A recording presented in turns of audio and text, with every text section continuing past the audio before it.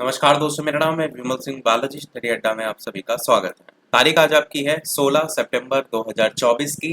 एक एक करके सभी अपडेट की बात इस वीडियो में करेंगे। तो सबसे पहली अपडेट है लेखपाल भर्ती को लेकर के। यहाँ पर एक नोटिफिकेशन देख पाएंगे जिसमें मुख्यमंत्री ने राजस्व विभाग के कार्यों और उपलब्ध जो मानव संसाधन है उसकी समीक्षा की। और उसके बाद यहाँ पर अगर देखेंगे इस पॉइंट में, तो यहाँ पर लेखपाल जो है उसको लेकर के राजस्व निरीक्षक और नायब तहसीलदार के साथ साथ लिपिकी संवर्ग के सभी रिक्त पदों पर नियुक्ति के लिए तत्काल प्रक्रिया प्रारंभ करने के निर्देश दिए हैं।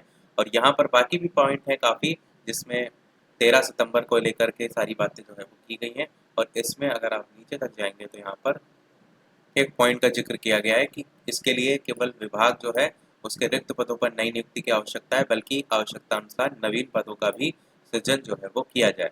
और बाकी इसको लेकर के अब देखते हैं आज की अपडेट।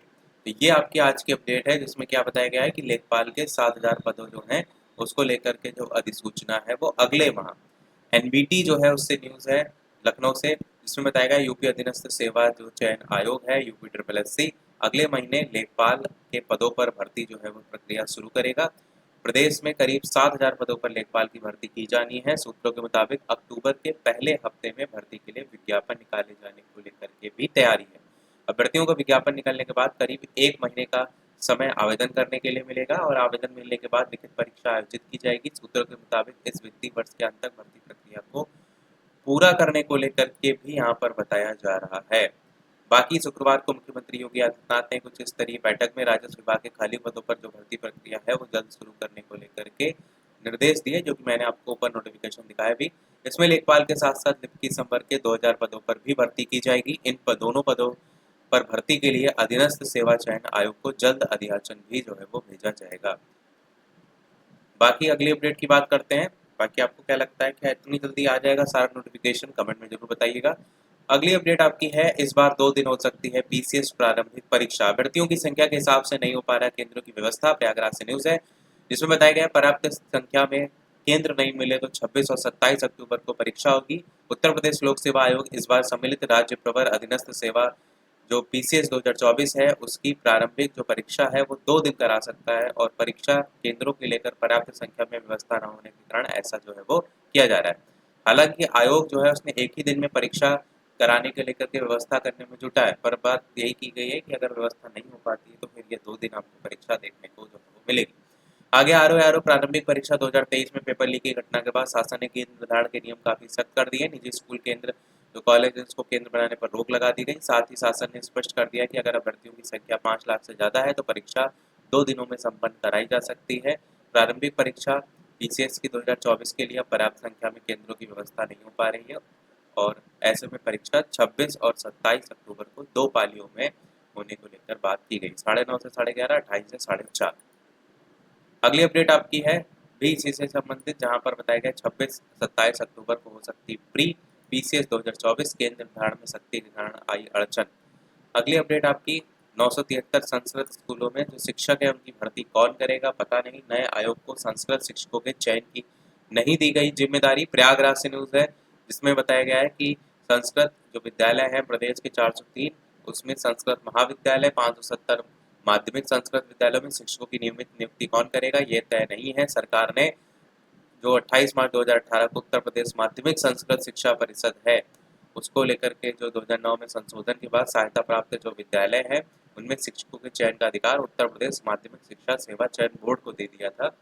और इसको लेकर के 2019 में 1282 शिक्षकों की नियुक्ति का अधियाचन भी भेजा गया था, पर मामला तब से लटका हुआ है। और नवगठित जो आयोग है प्रोफेसर कीर्ति पांडे का कहना है कि संस्कृत जो शिक्षक है उनकी नियुक्ति की जिम्मेदारी आयोग को जो है वो नहीं मिली। ऐसे में यही सवाल है कि इसकी नियुक्ति कौन करेगा। शिक्षकों के लगभग आधे पद खाली, इसको लेकर के भी यहाँ पर जो है वो जिक्र किया गया। अगली अपडेट आपकी है जयपुर से, राजस्थान से, जिसमें सीईटी और लेखाकार भर्ती के दस्तावेज सत्यापन एक ही दिन, तिथि बदलने की मांग है। कोष और लेखा निदेशालय ने कनिष्ठ लेखाकार और तहसील राजस्व लेखाकार भर्ती के दस्तावेज सत्यापन का शेड्यूल जारी किया है। इस शेड्यूल से कई अभ्यर्थियों के सामने संकट खड़ा हो गया है और सत्यापन 19 सितंबर से 1 अक्टूबर तक होगा। ऐसे में ही 27 सितंबर को 2 पालियों में दस्तावेज सत्यापन होंगे, तो दोनों एक ही दिन पड़ने के कारण ये आपको देखने को मिल रहा है।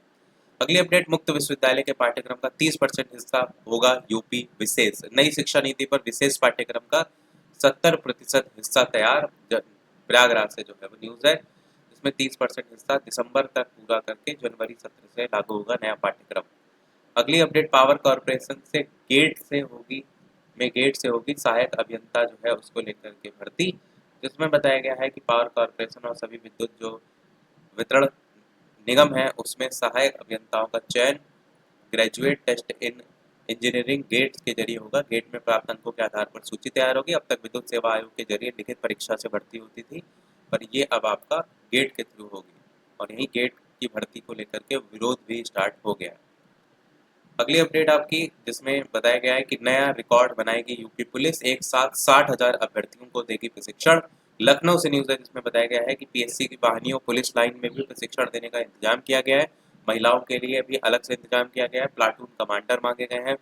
62 अस्थायी आरटीसी भी है इसमें, जिसमें बताया गया देश की सबसे बड़ी भर्ती परीक्षा का रिकॉर्ड बनाने के बाद यूपी पुलिस प्रशिक्षण क्षमता में भी कीर्तिमान बनाने जा रही है। इसके तहत 60,000 अभ्यर्थियों को एक साथ प्रशिक्षण देने की तैयारी की जा रही है। लगातार किए जा रहे प्रयासों का भी नतीजा है कि यूपी पुलिस ने अपनी प्रशिक्षण क्षमता 2.5 गुना से ज्यादा कर ली है।